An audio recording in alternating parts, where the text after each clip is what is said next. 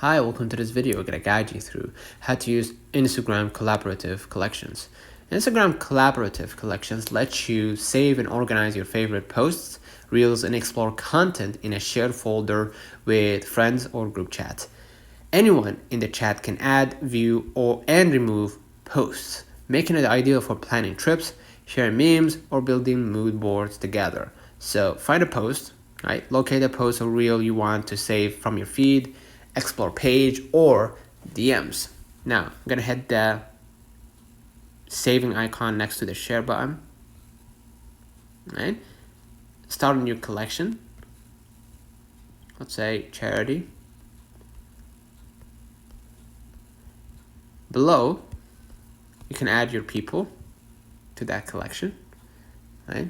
Select friends or the group chat, basically, that you want to add, and then hit done at the very top, okay?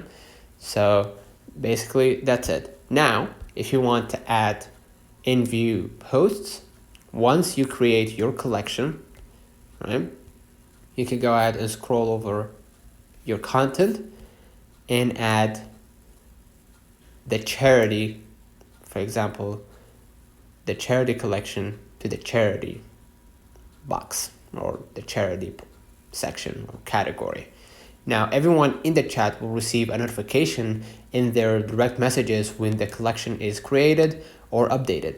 You can access all shared collections by tapping the group chat name at the top of your message thread. Right? So basically that's it. Anyone in the group chat can view, add, or delete posts from the collection.